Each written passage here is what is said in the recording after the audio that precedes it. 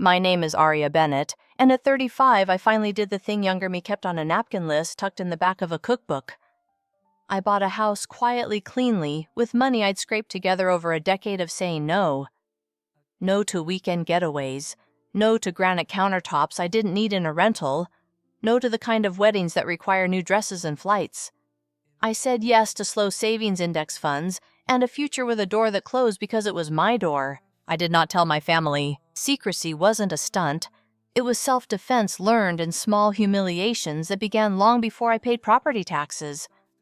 In the Bennett household, privacy was suspicious and transparency a family virtue polished like silver. My mother Lorraine liked to say, "If there's nothing to hide, there's nothing to fear," usually while holding something that belonged to me. My father Thomas had a gift for making conflict evaporate by pretending not to see it. Our hallway had framed photos, vacations, recitals, my brother's soccer trophies, each one proof that we were fine. We were not fine. When I was 12, I kept a spiral notebook in a shoebox under the bed. The box wasn't locked, the notebook wasn't fancy, the secrets were 7th grade small. One Tuesday, I opened it to find my mother's tidy loops in the margin. "What did you mean by 'I can't breathe' at dinner?" She had left the note as if she were correcting an essay. I learned then that love could arrive with a key in its pocket. The behavior scaled with me. In high school, my calls clicked alive on the other line. In college, I picked a state school 5 hours west because distance seemed like a boundary even she couldn't cross. By midterms, my dorm window thought otherwise. She befriended our hall director through a church friend's cousin and began appearing with Tupperware and criticism rearranging my side of the room while my roommate Priya pretended not to mind. "Your desk faces the door," she'd say, rotating it, which scatters focus. She had opinions about feng shui she'd never had until I left home. After graduation, I received 2 offers, one with a bank's analytics team in Seattle, the other at a local firm 15 minutes from my parents' driveway. Mom ran a campaign worthy of public office doom over big city crime, weepy speculation about grandbabies, and an economic thesis about rent being a waste. "Family stays together," she said, a mantra that did not seem to apply to adults choosing their own lives. I took the local job. It was excellent on paper. It was also a capitulation I felt in my chest like swallowing a stone. Capitulations add up. They look reasonable in isolation. Sunday dinners drop by Tuesdays, answering texts within the hour until you realize your calendar is a map of routes other people drew. Somewhere between turning 30 and the day our office kitchen replaced the instant coffee with a fancy machine, I started measuring my life in things I didn't tell my mother. The list began with small acts, a book club, a dentist appointment she hadn't scheduled therapy, which I pretended was cardio because in our family, sweat was respectable and sadness was not. Then it grew teeth. I opened a separate email for personal finances. I set up transfers the day my paycheck landed. I printed nothing at home. The decision to buy came late winter, not with fireworks, but with a spreadsheet and a quiet click. By then, my savings and a decent market made the math painless. The plan, however, required choreography. On Tuesdays and Thursdays, I taught a beginner ceramics class at the community center. I cannot center a lump of clay to save my life. In reality, I met my realtor Janelle Park at houses that smelled like lemon cleaner and old carpet. Janelle was in her 50s, with a dry laugh and a practical haircut. She never pushed, never filled silence with sales. She carried a tape measure and a willingness to say, "You don't love this. Let's go." We looked at 19 properties while snow shrink-wrapped our town. There was a cape with ceilings so low I felt like apologizing to my posture, a modern rectangle that could have doubled as a dentist's office, and a brick ranch whose backyard was essentially the interstate. I kept my phone on airplane mode, and a growing folder of photos labeled with names that meant nothing to anyone but me, sunroom house blue door, too much tile. On the 19th showing, we pulled onto a quiet street in Maple Ridge, a neighborhood I had driven through once and filed under someday. The house was a 1930s craftsman with a deep porch and a single stubborn oak that had refused to be cut down. Inside, the floors creak the way old wood does when it is telling you it existed before you did. Covered ceilings, a built-in hutch with wavy glass, a breakfast nook where morning light pooled like something you could drink. The kitchen was honest white cabinets, laminate counters, nothing trendy, everything clean. Janelle watched me touch the trim. "This is the first time you've looked like you already live somewhere," she said. Not a question. It is hard to explain the feeling of a room that lets your shoulders drop. I had walked through plenty of spaces that were nicer, newer, or better staged. This one was mine. Not because I owned it, I didn't not yet, but because I knew where the bookshelf would go and which chair would face the window. I stood under the arch between living and dining and saw for the first time a version of my life not organized around keeping anyone else calm. Closing needed stealth.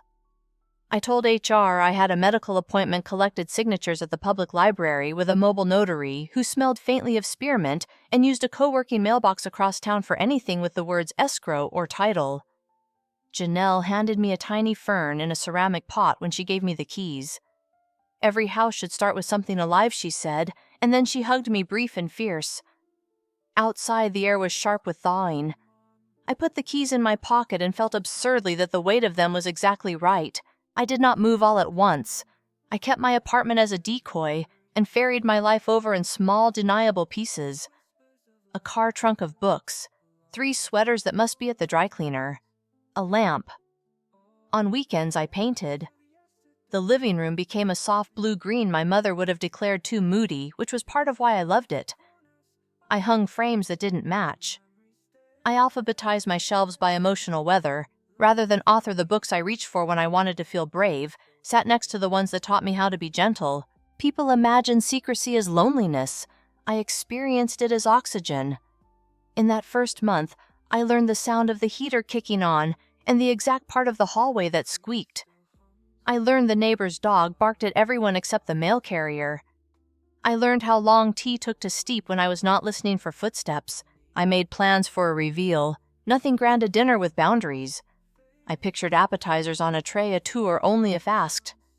My mother admiring what she would inevitably call good bones, while I held the keys in my pocket and didn't explain myself.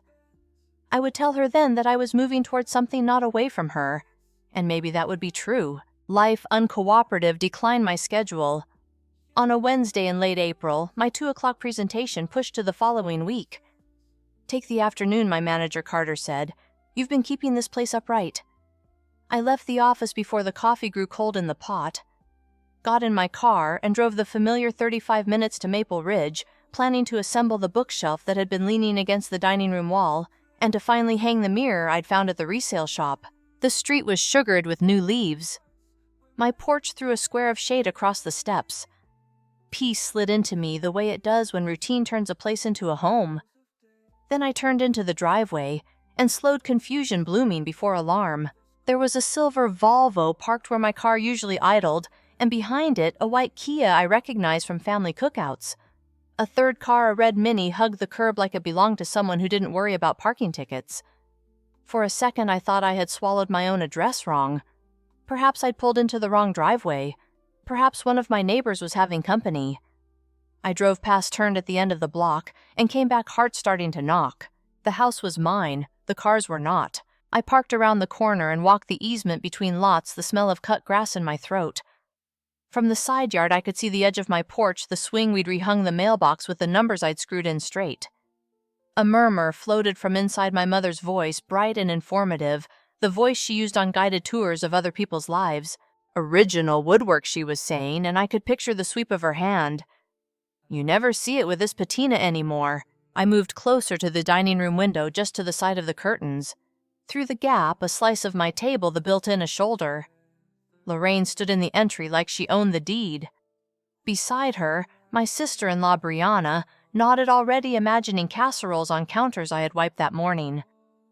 A third woman, blonde, purposeful, tilted her head at the hutch glass as if measuring it with her eyes. "Camilla, what do you think?" my mother asked the stranger. "Navy on these walls? Or maybe a smoky charcoal? Dark would be stunning," the woman said. "But you'd have to bring in lighter rugs." I stayed very still. My mouth tasted metallic, like I'd bitten a coin. Somewhere in the kitchen, a drawer slid wood on wood. Laughter, familiar, effortless, bounced down the hall.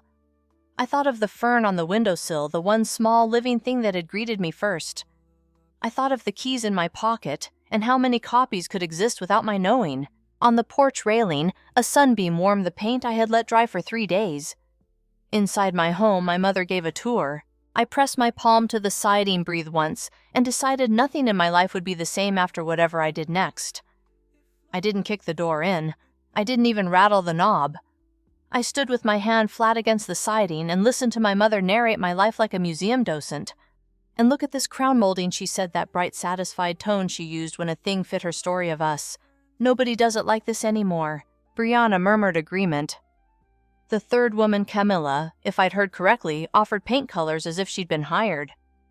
A drawer slid, footsteps moved overhead, the easy domestic punctuation of people who believed they belonged. They did not lower their voices. Why would they? The assumption underlying every move was louder than anything they could have said. "This is ours to manage." I waited. Rage is a live wire. If you grab it, you burn your own hand first. So I made myself a simple deal. I would not decide anything until the house was empty. 49 minutes later, the front door opened. I watched from the easement as my mother ushered her guests onto the porch, a flourish of her wrist toward the street, as if she'd been worried about parking. Brianna hugged her, promising send links to rugs. Camilla complimented the bones and said, "We'll get you on the right track." My mother smiled the way she smiles when a plan advances a square. And then she locked my door. She twisted a key she should not have had in a lock. She should not have touched, and dropped the copy into her purse like a mint from a hostess stand. The three of them chatted for a minute near the white Kia. When they drove away, Volvo first, then Kia, then the red Mini. I stayed still until the street folded back into quiet. Only then did I walk up the steps and try the knob. It turned. The bolt did not. I slipped inside. The air held the ghost of my mother's perfume and something lemony from a wipe she always carries just in case. A throw pillow had been smacked into submission. One of my books, When Women Were Birds, sat open on the arm of the chair. In the kitchen, a cabinet door gaped a judgmental mouth. The little fern on the sill looked fine, which I told myself was proof that life continued. I set my phone on the counter and dialed a locksmith. "Emergency availability?" I asked. "Within the hour if you're in Maple Ridge," the dispatcher said. "Name?" "Aria Bennett." "Any sign of forced entry?" "No," I said. "That's sort of the problem." The tech arrived 42 minutes later, sleeves tattooed with botanicals so carefully shaded they looked wet. His name was Milo. He wore shoe covers without being asked, and spoke softly, a courtesy that made my throat ache. "Reiki the whole place," I said. "Front, back, basement, garage. I want to be the only person with access." "Rough afternoon?" he asked, not nosy so much as practical. People don't call locksmiths when everything is fine. My mother let herself in and gave a tour, I said, surprising us both with the truth of it. He gave a low whistle. "Say no more." As he worked a rhythm of tiny clicks and practiced turns, my phone lit up with my mother's name. Then again. On the third call, I stepped onto the back stoop where the air was cool enough to keep me from saying more than I meant. "Aria," she said, before I'd said hello. "I tried to drop off some paint swatches just now and my key doesn't fit. Did the builder switch the hardware? I told you cheaper locks are a false economy. You tried to come back today?" I asked. The calm in my voice surprised me. "Well, yes," she said, as if I'd asked if she believed in gravity. "We were only going to measure. Camilla knows people. She can get us a deal on—" "You made a copy," I said, "of a key I never gave you." There was a beat of quiet, the sound of someone rearranging their story in real time. "I found your envelope on the entry table last week," she said carefully. "You left it there." "The title packet. I was afraid you'd misplaced something important. I only wanted to help." "The building mailboxes are in the lobby," I said. "The envelope was in my apartment."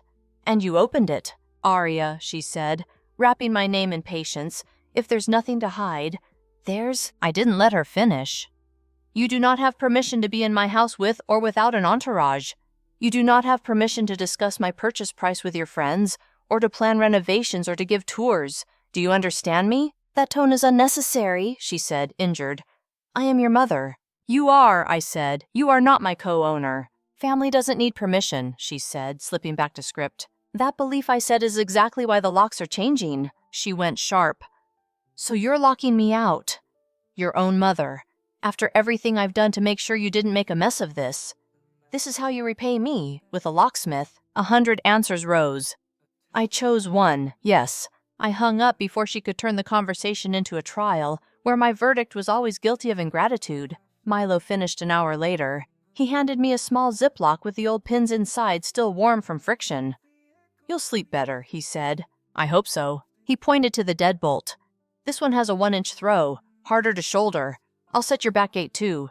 When he left, I put the new keys on the counter and stared at them until they looked like punctuation. I wanted tea and a nap and a do-over. I got a knock. I slid the chain. On the other side of the door, my brother stood with his cap pushed back and his jaw set. Caleb is 2 years younger and forever the baby in family legend. He has our father's watchful eyes and our mother's talent for certainty. "What are you doing?" he said without greeting.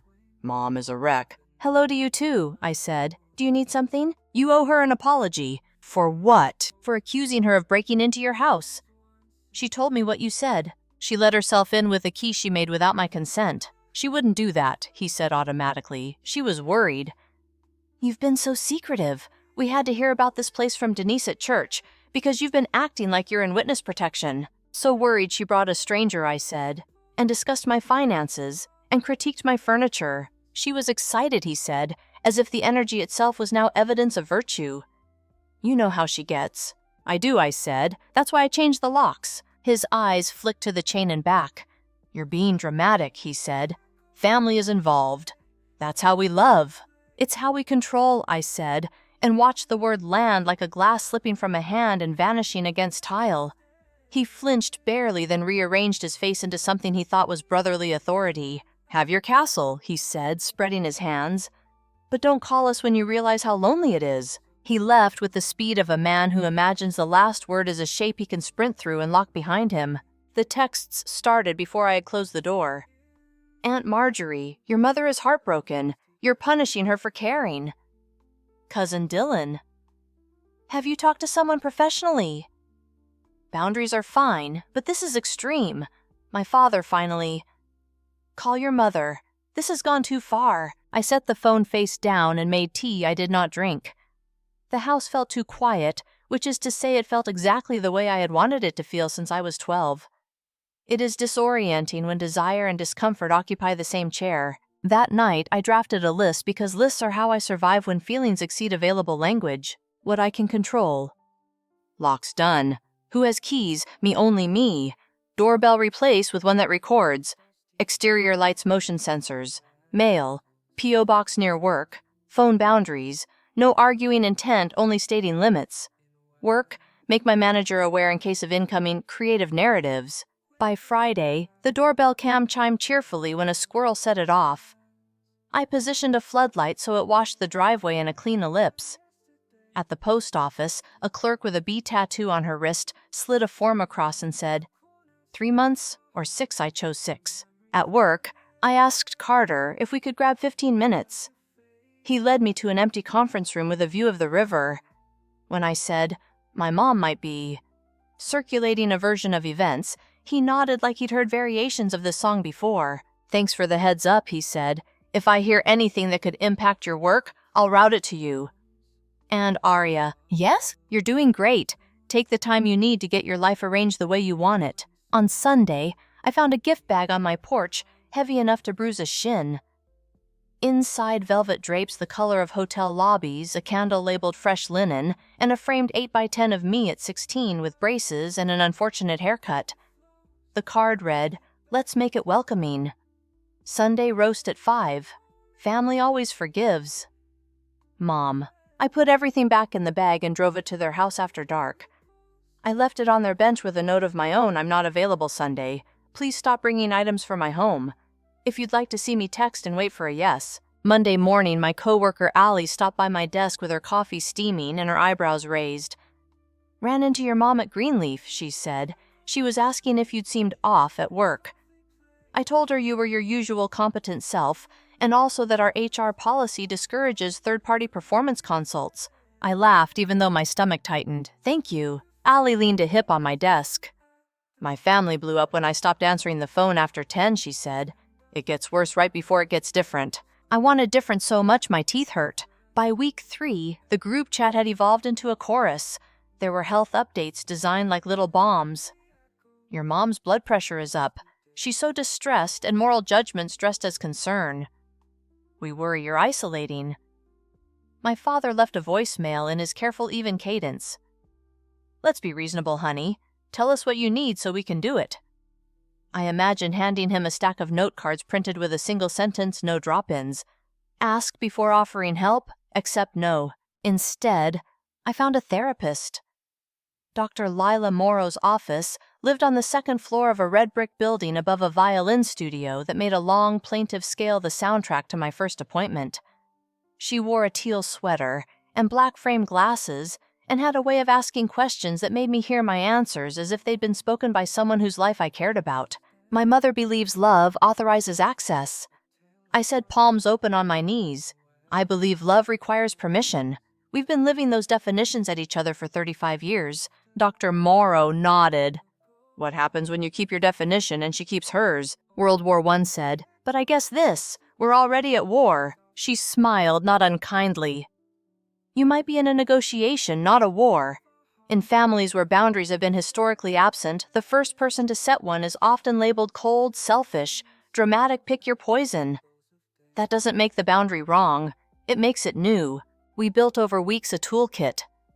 She taught me the broken record technique state, the boundary repeat it calmly when the person tries to reroute in the conversation if necessary. She taught me to stop litigating intent and return to impact. She helped me write a sentence I could actually say out loud. I won't discuss my home without my consent, and I won't debate that decision. Sometimes we spoke about grief, how the family I wanted had never quite existed, how holding on to the wish was a way to keep hurting myself. Sometimes we spoke about practicalities, the timing of calls I would answer scripts for saying no to holiday invitations without swallowing a gallon of guilt. Every week, I left her office feeling like someone had reset a bone quietly. Janelle, my realtor-turned-friend, brought over Thai food one night and sat cross-legged on my rug with a pile of takeout boxes between us. Maple Ridge has its dramas, she said, but at least the squirrels keep their opinions to themselves. What did you tell your mother when you bought your first place, I asked. That I'd love to have her over when I'd finished unpacking, she said. Then I didn't set a date until I was ready, she grinned. You're allowed to be the host of your own life. I nodded while we ate Pad CU straight from the carton and watched the parade of dogs on evening walks stop to sniff the same square foot of grass. The first holiday landed like a test. In my family, the late November meal has the gravity of a coronation. Attendance is assumed. Roles are fixed. My mother called a week before I put you down for cranberry sauce and pecan tartlets. 4 o'clock. Wear the blue dress. You look lovely in it. I won't be there, I said, voice steady. Thanks to rehearsal. I have other plans. A pause, then frost. Plans. Yes. Alone. Not your concern. You're punishing us. The hurt in her tone was theater, and also real. That's the trickiest cocktail when manipulation and feeling share the same glass. I'm setting a limit, I said. Your father is going to be so disappointed. I'm sure he will be, I said, because I have discovered that refusing to argue with hypotheticals steals their power. I'll speak to him later this week. I made my own meal in a kitchen that still smelled faintly of paint. I roasted chicken thighs with lemon and fennel. My neighbor across the street, Matran, knocked at 6 carrying a plate of scallion pancakes and a bottle of ginger ale. She is 60 if she's a day with forearms that say she knows her way around a garden and a laugh that starts in her belly. I thought you might be practicing independence, she said, eyes twinkling. Practice goes better with starch. We ate at my small table and swapped histories. How she came to the neighborhood, how she learned to prune roses, how her sisters once confiscated her passport when she tried to move to another city. They gave it back, she said dryly when I stopped answering the phone. When she left, she put her hand over mine and squeezed. Doors are for closing and opening, she said. You'll get the hang of both. December sharpened. A tower of wrapped boxes appeared on my porch one afternoon, slick paper and curled ribbon. The tags read like verses designed to be sung aloud. Christmas isn't Christmas without you. Forgiveness looks good on everyone. Let's start over, sweetheart. Inside, frame family photos, a nativity scene. I didn't own a pair of flannel pajamas in a size I hadn't worn since 29. I carried them to the spare room and set them down like a load of bricks I could put away later. The next day, Aunt Marjorie called to inform me that Lorraine had been to the doctor with symptoms likely brought on by stress. Cousin Dylan texted a link to an article about filial duty. My father sent a careful line. "We miss you. Can we talk when you've calmed down?" I did not feel calm. I felt resolute. Those are cousins. They are not twins, but they can wear the same coat. On the bad nights, I lay awake and negotiated with ghosts. The ghost of 6-year-old me, who had believed compliance was kindness. The ghost of 12-year-old me, who had learned that privacy was a moral failing. The ghost of 22-year-old me, who had taken the local job and called it rational. On the better nights, I sat cross-legged on the porch with a blanket around my shoulders and watched my breath make small clouds while the oak dropped a leaf at a time like a metronome I could feel. In January, the doorbell camera caught my mother on the porch twice in one afternoon. The footage, a surreal little film, her bending to peer at the lock, her turning to look at the street, her placing a casserole on the steps and then taking it back when no one answered. She didn't knock. She wanted credit without risk. Dr. Morrow asked in session, "If your mother never bends, what do you do?" "I stop waiting at the window," I said. "And I move the chair back to where I like it." She smiled. Good. Other things change, small and steady.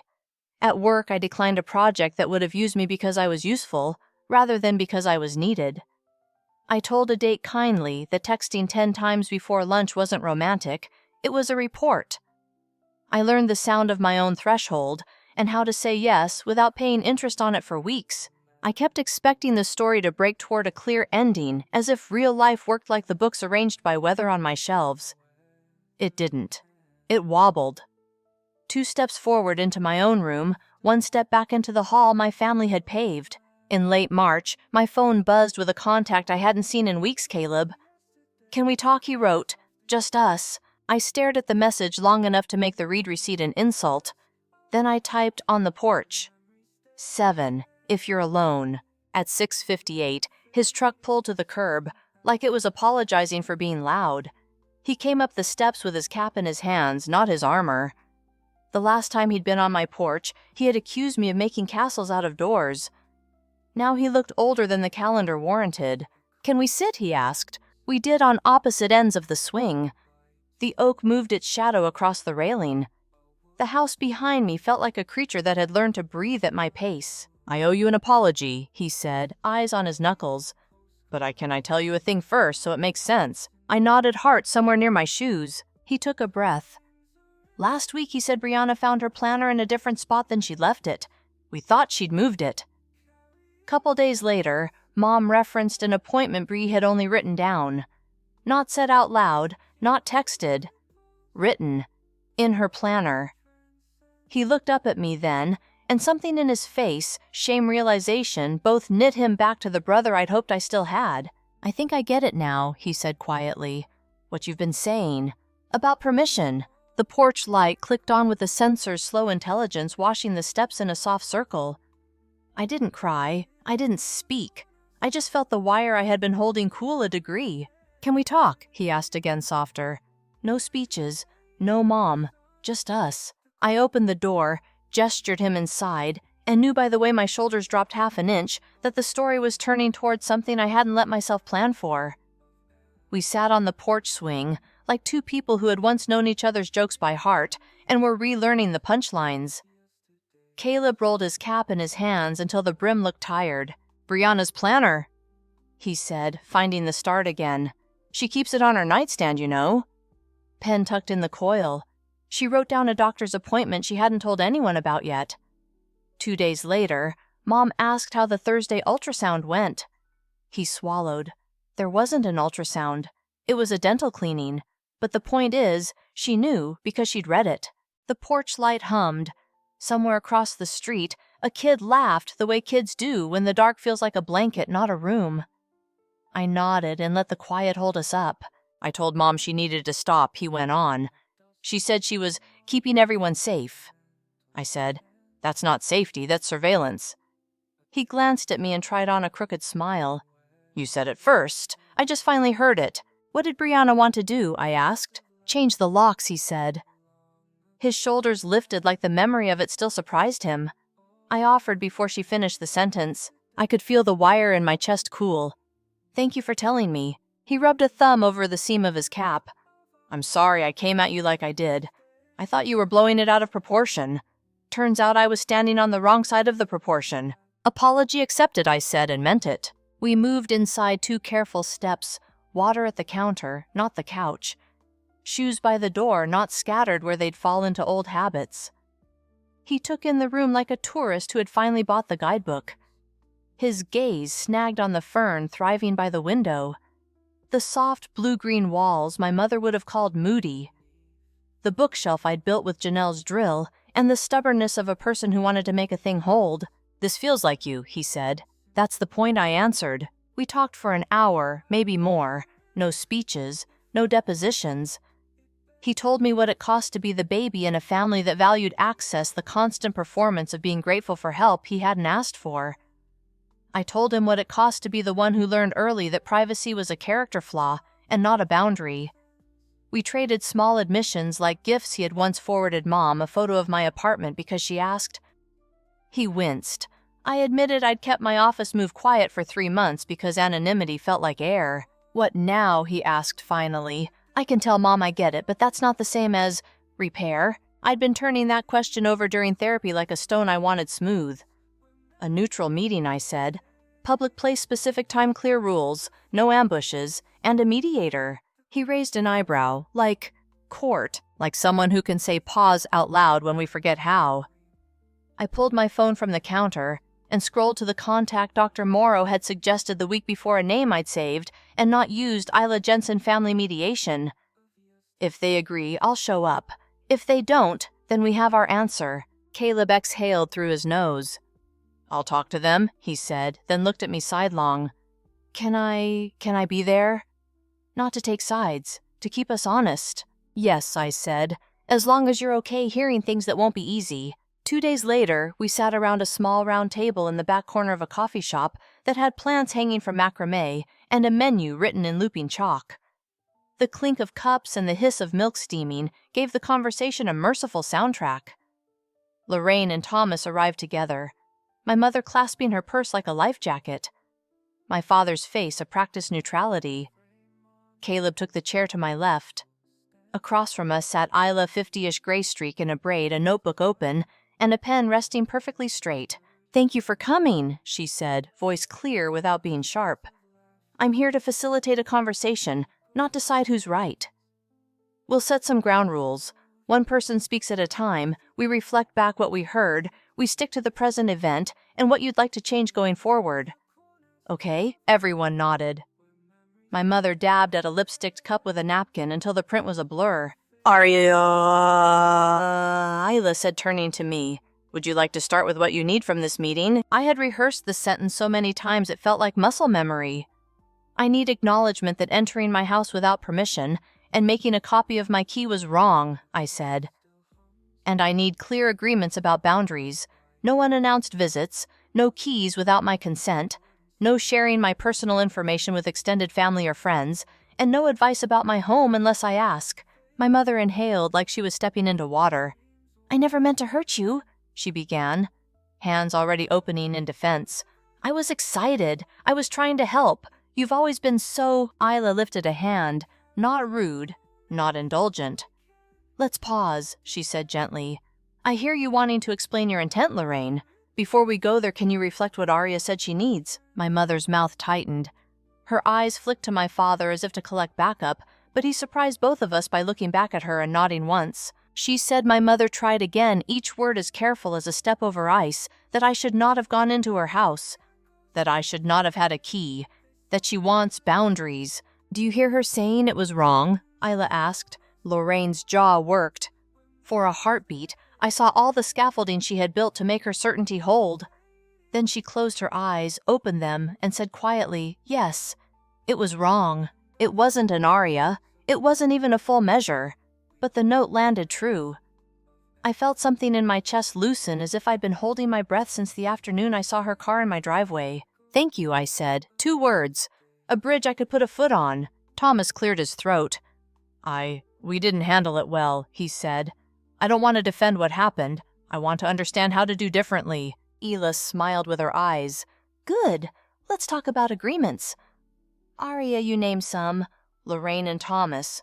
What can you commit to? My mother stared down at her hands at the ridges and half moons that had wiped our noses and typed our science fair reports and twisted my desk around in a dorm room decades ago. When she looked up, she didn't look at Isla. She looked at me. I will text before I come by, she said. And I will wait for you to say yes. I won't copy any keys. I won't share information about you with everyone. If I think I'm helping, I'll ask if you want help first. Her mouth tilted. You might say no. I might, I said. And no won't mean I don't love you. It will mean, not now. Thomas nodded. I'll support that, he said. No triangulating. If I have a question, I'll call you, not ask around you. Caleb cleared his throat. And I'll stop forwarding photos just because someone asks, he said, wincing. I'll also step in if I see us sliding back into the old pattern. Isla jotted each promise, then slid the notebook to the center of the table like a treaty. I'd suggest you put these in writing, she said. Not because you don't trust each other, but because families have muscle memory. Agreements help when the old reflex shows up.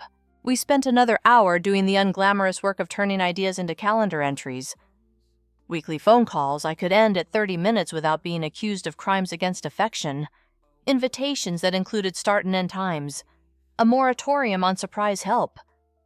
Every so often, my mother's voice would tilt toward defense, and Isla would tap her pen against the page, tiny sound, giant effect, and we'd come back to impact. Near the end, Thomas did something he hadn't done since I was small enough to fit between his knees on the carpet. While we watched Sunday afternoon baseball, he set his hand over mine and left it there. I'm proud of you, he said, steady. The way he used to say the score when I asked who was winning. For the life you've made. For telling us how to be in it. The sentence knocked me open. Not dramatically, not with tears. Just a clean, quiet shift inside that made more room. We stood. There was no cinematic reconciliation, no chorus. My mother hugged me with the carefulness of someone easing a door open that once stuck. I still don't like that wall color, she said into my shoulder, attempting lightness and then softly. But I see you in it. Good, I said. That's the whole idea. Outside, the sky had that late afternoon clarity that makes everything look edged in intention. Caleb walked me to my car. You okay? He asked. I'm beginning, I said, testing the word. It fit. At home, I set the signed agreement typed that night and printed at work the next day inside the drawer with takeout menus and spare batteries. The fern caught the last slice of sun and sipped it. The oak outside let go of one leaf, as if to demonstrate what release looks like when you stop gripping. I texted Janelle a photo of the treaty with a single line, small miracles. She responded with 3 clapping hands, and dinner party someday on your terms. Someday, I thought. Not as a reward for compliance, not as a test, as a next thing. I set my phone down and let the house exhale with me.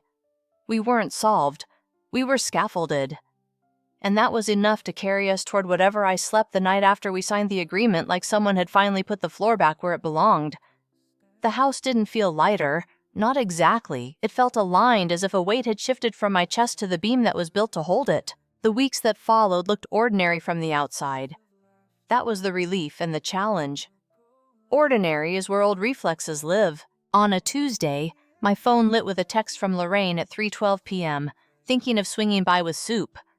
Good day. I stared at the words long enough for the punctuation to become a miracle. Thanks for asking. I wrote, tonight doesn't work. Maybe Saturday between 5 and 7.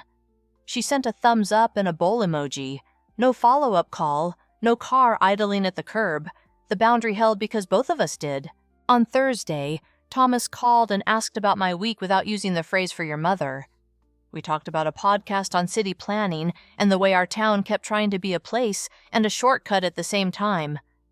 I heard him smile when I told him about May Tran's tip for pruning roses, and he said, "Let me know when you need mulch. I'll bring the truck." He didn't arrive anyway when I said not this weekend. He texted a photo of a mulch pile captioned "standing by." Caleb and Brianna changed their locks. Bree moved her planner into a drawer and started a notes app that required a code she didn't share. When Mom asked how Thursday's appointment went, Caleb said, "You don't get that information," and then called to tell me his own voice had surprised him. It felt like telling the truth and turning a key, he said. There were slips. Of course there were. After a long day, my mother texted in the neighborhood. Might pop by for 5 minutes, and I watched the sentence crawl toward our old life like ivy. Please don't. I wrote thumbs steady. Let's stick to the plan. 10 minutes passed, then another. Finally. You're right. Saturday. The apology wasn't explicit, but the car didn't appear. Sometimes restraint is a language. Restraint. With Dr. Morrow, I practiced staying in the room when my stomach wanted to leave. We added a tool called time boxing to the kit, 30-minute calls. Calendar invites with start and end times, gatherings with a written purpose. Dinner for Dad's birthday, 6 to 8 p.m. Bring nothing. The host has it. The structure kept us kind. Limits are not love's opposite. They are its spine. In late February, Isla checked in. How are the agreements holding, she asked over email. Intact with human moments, I wrote back. She replied with a single line I saved. Repair is practice, not an event. March thawed the street. I invited my parents for dinner with the parameters we'd set: arrive at 6, leave by 9. No advice about decor unless requested. I cooked lemon chicken and roasted carrots with cumin. Lorraine brought exactly what I had asked for: sparkling water, and set it on the counter without rearranging my fridge magnets. She walked through the living room like a person visiting a museum. She respected hands close to her sides, eyes soft. Your plant is thriving, she said, nodding at the fern. Must like the light. It was praise and a lesson both. We ate at the small table that had once been an island of stubbornness and was now improbably common ground. Conversation found new muscles, not updates gathered from triangulation, not opinions disguised as concern, but questions with room for answers. At 8:55, my mother looked at the clock, then at me. We should go, she said. Thank you for dinner. She hugged me lightly. You picked a good house. I didn't tell her I knew. I said I'm glad you were here and meant it. Work grew simpler in the way work does when you stop using it to carry the weight of everything else. I said no to a project that wanted my devotion but not my skills. Carter thanked me for the clarity. I said yes to a weekend hike with friends and found the trailhead without checking my phone for updates I couldn't control. On dates, I recognized the difference between attention and access. I like you. I told one man who preferred the rapid-fire romance of constant contact, but I like my quiet more. Spring came in pieces. The porch swing moaned less. The oak unfisted. New leaves. Maple helicopters whirled down like confetti issued by an invisible city. Janelle dropped by one evening, invited with a bag of fresh noodles and a grin. When's the first real party, she asked. On your terms. Soon, I said. Small, specific, comfortable shoes. We settled on Thomas's birthday in April. I sent a message to the family thread with details that read like a recipe. Saturday, 6 to 8 p.m. Dinner served at 6:30. No surprises, no extra guests. Bring only yourselves and a story you haven't told before. Caleb added a laughing emoji. Brianna replied with a photo of a pie cooling, and then blessedly. We'll bring it if asked, I asked. She celebrated the ask as if it were confetti. The night went the way good nights do when no one insists they be perfect. Dad told a story about tearing a suit on a nail during his first week at the factory and stapling the cuff while a foreman pretended not to see. Mom told one I'd never heard about lying on the kitchen floor when we were small and letting us paint the ceiling with brushes dipped in cups of air. I talked about the first time I felt at home in a room that didn't belong to us, standing in this house under the arch between living and dining, knowing I could put the chair wherever I wanted. We laughed. We weren't careful. We were precise. At 8:58, Lorraine stood and gathered her purse. We'll let the host close, she said, glancing at the clock as if it might approve. At the door, she paused, fingers grazing the trim I'd sanded myself. I still wouldn't choose that wall color, she said, smiling at her own persistence, but I like it because you chose it. After they left, I stood in the square of quiet they'd made by exiting when they said they would. The house exhaled with me. The new normal wasn't a finish line, it was a path worn by use. By early summer, my mother started seeing someone of her own. Not Dr. Morrow, she was quick to clarify. I need my own person, and the way she listened shifted half a degree. It was enough. She asked more and arranged less. She caught herself mid-instruction and swapped it for curiosity. Sometimes she slid. We both did. We used the treaty like a map and found our way back. One evening, May waved from her porch and called, "You've got the hang of those doors yet." I held up my keys and laughed. Getting there! The keys had become less symbolic over time, which was how I knew the symbol had done its work. They were still metal and jagged, and reliably themselves, but they no longer clanged when I set them down. They didn't need to. I didn't need them to tell the story for me. On the anniversary of the day I changed the locks, I sat on the steps with a cup of tea. The oak flicked shadows across the railing. Somewhere on the block, a dog barked once, and then decided it wasn't worth it. I thought of the girl who had tucked a notebook into a shoebox and hoped to hide the parts of herself that didn't fit the family album. I wanted to tell her there would be a porch swing one day, and a fern that liked the light, and a mother who asked before arriving, and a brother who learned the taste of the word permission. I wanted to tell her the door would open and close on her terms, and that love could live in that rhythm without breaking. Inside the house waited the way good rooms do not, demanding, not withholding. I rose, turned the knob, and went in. Thank you so much for listening to today's story. If this story resonated with you or made you reflect, I'd love to hear your thoughts, so feel free to share them in the comments below. And don't forget to like, subscribe, and hit the notification bell so you won't miss the next story. I'll see you next time as we continue exploring more journeys and lessons together.